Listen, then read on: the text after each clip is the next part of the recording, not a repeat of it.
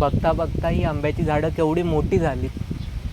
जी आम्ही स्वतः आंबे खाऊन त्याचे कोय लावलेली आणि केवढी मोठी झाली ती. आता ह्या आंब्यांच्या मागे पण एक स्टोरी आहे जी मी माझ्या दुसऱ्या व्लॉगमध्ये पण सांगितलेली आहे, मोठ्या व्लॉगमध्ये, की आम्ही जेव्हा लहान होतो ना तेव्हा आमचं घर नव्हतं इथे. तर आम्ही काय, ते छोटं जे घर होतं ज्यांचं दुसऱ्यांचं होतं, तर त्यांची माणसं मुंबईवरून आली की मग आम्हाला त्या घरामध्ये राहायला भेटायचं नाही. तर आम्ही काय करायचो, पाठीमागे तिकडे खेळायला जायचो आणि खेळायचो वगैरे. आणि तिकडेच पुढे अजून 4 लागोपाठ एकाच माणसांची एकाच घराची ती 4 आंब्याची झाडं आहेत. तर मग तिकडे आम्ही दिवसभर असायचो, खालती चूल बिल करायचो किंवा घरून डब्बा घेऊन जायचो आणि तिकडेच खायचो, तिकडेच झोपायचो चटई वगैरे टाकून, सूरपारंब्या खेळायचो. लहान होतो कारण खूप 5-6 वर्षाचे वगैरे. तर त्यावेळी मग ना येताना आहे ना ते लोक नेहमी आमच्या ना बॅगा वगैरे म्हणजे असं लक्ष ठेवायचं की अरे आंबे तर नाही आणत आहेत ना वगैरे वगैरे. सो ना ते मला म्हणजे कसं तरी वाटायचं कधी कधी.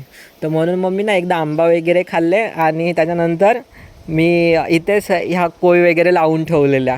आणि बघता बघता ही झाडं आता केवढी मोठी झालेली आहेत आणि स्वतः आंबे द्यायला लागलेले आहेत. आणि सध्या तरी आंबे अजून लागलेले नाही आहेत, कैऱ्या वगैरे, कारण जो पण मोहर लागलेला तो जी माकडं वगैरे येतात, आता माकडं पण खूप वाढलेले आहेत गावामध्ये, तर त्याच्यामुळे त्यांनी तर पूर्ण ते खाऊन टाकलेले आहेत जेवढा पण मोहर लागलेला. पण ठीक आहे, पण आम्हाला त्यावेळी कोण ना कोण आता अडवत होतं सूरपारंब्या खेळण्यापासून त्यांच्या झाडावरती. सो आता आमच्या मुलांना तरी कोण अडवणार नाही, कारण त्यांच्या बापाची स्वतःची असे 2 का होईना पण आंब्याची झाडं आहेत.